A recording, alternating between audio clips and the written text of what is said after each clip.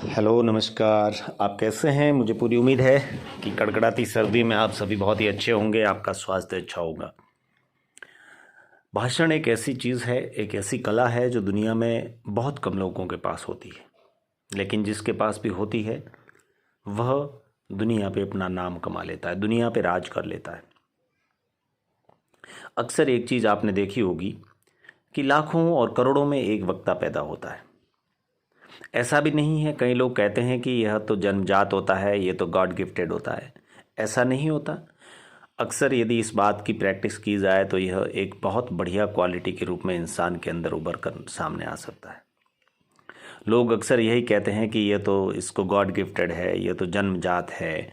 ऐसा नहीं होता है। यदि छोटी उम्र से ही बच्चों को इसकी प्रैक्टिस में लाया जाए या छोटे बच्चों को छोटी उम्र में ही इसकी प्रैक्टिस करवाई जाए तो एक समय आते आते वह खुद एक बेहतरीन वक्ता के रूप में उभर सकते हैं। जी हाँ, आज मैं एक ऐसे मैटर पे वीडियो बना रहा हूँ, एक ऐसी चीज़ पे आपसे चर्चा करना चाहता हूँ जो आप यदि छोटे छोटे बच्चे हैं, 5वीं 4थी 6ठी 7वीं क्लास के बच्चे हैं, तो आपके लिए यह वीडियो बहुत महत्वपूर्ण और इम्पोर्टेंट होने वाला है।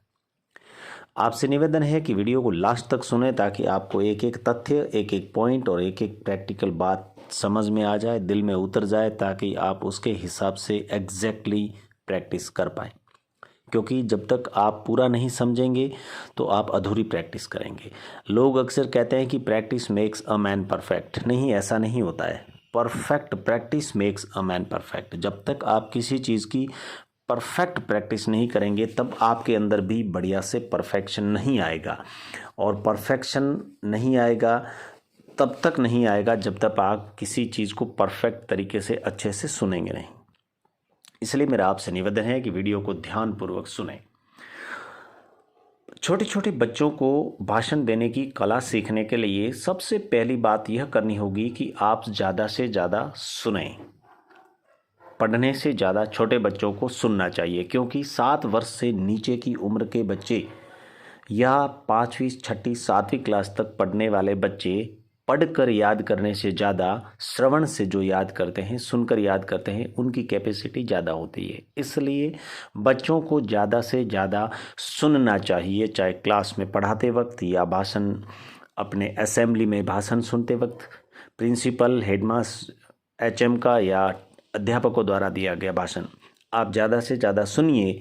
आप यूट्यूब पर भी सुन सकते हैं। सुन करके उन्हें याद करने की और समझने की कोशिश कीजिए। नंबर 2, यदि आपके क्लास में मॉनिटर के रूप में या असेंबली में आपको मौका दिया जाता है तो आप ज़रूर वहाँ पर प्रैक्टिस करने की कोशिश करें, क्योंकि जब तक आप प्रैक्टिस में आगे नहीं आएंगे तब तक आप शुरुआत नहीं कर पाएंगे और परफेक्शन भी नहीं ला पाएंगे। जब भी आपकी असेंबली होती है क्लास में या गणतंत्र दिवस पर या स्वतंत्रता दिवस पर, कभी भी ऐसी चीज़ें जब कल्चरल कार्यक्रम आयोजित होते हैं आपके स्कूल्स में, तो वहाँ पर आप पेन और डायरी लेकर बैठें कि बच्चा कैसे खड़ा होता है, कैसे बोलता है, कैसे सेंटेंस यूज़ करता है, वह किस तरीके से बोलता है, आप उनको लिख कर समझने की कोशिश करें। आपको वहाँ से बहुत कुछ सीखने को मिलेगा। बच्चों के लिए बाहरी भाषण नहीं मिलते उनको देने के लिए, सामाजिक कार्यक्रम वगैरह, ये सारी चीज़ें बीच में नहीं आती हैं, क्योंकि उन्हें सिर्फ और सिर्फ स्कूल के अलावा कहीं और भाषण का मंच नहीं मिलता है। बच्चों के लिए वही एक सबसे बेस्ट और बढ़िया प्लेटफॉर्म है, क्योंकि सामाजिक कार्यक्रम, धार्मिक कार्यक्रम या राजनीतिक कार्यक्रमों से बच्चों का कोई लेना देना नहीं होता है। इसलिए स्कूल से बढ़िया प्लेटफॉर्म आपके लिए कोई हो नहीं सकता। अगली चीज़ है, आप अपने घर में, बच्चों में एक झिझक होती है, एक डर होता है। उस डर को, उस शर्माने को, उस शर्मीले स्वभाव को दूर करने के लिए आपके लिए सबसे बढ़िया प्लेटफॉर्म है, आप अपने घर में ही, आप अपने परिवार में ही, परिवार के सदस्यों के सामने, घर के सदस्यों के सामने आप उनसे आप ज़्यादा से ज़्यादा प्रैक्टिस करें, ज़्यादा से ज़्यादा लिखें और बोलें। आपको एक और सलाह रहेगी कि आप 10 लाइनों से ज़्यादा का भाषण कभी तैयार नहीं करें।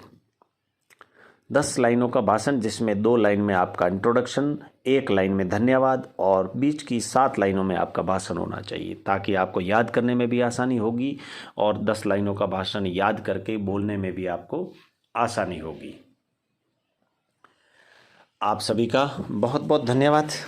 यह आप बच्चों के लिए एक बेहतरीन वीडियो साबित हो सकता है।